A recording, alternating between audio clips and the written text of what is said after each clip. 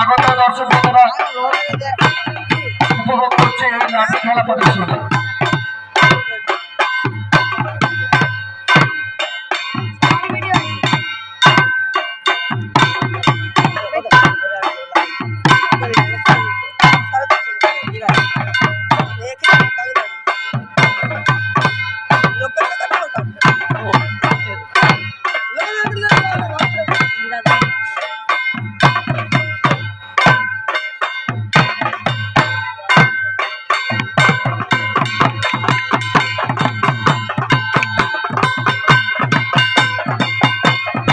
बोलेছিলাম না ট্রেলার अभी बाकी है।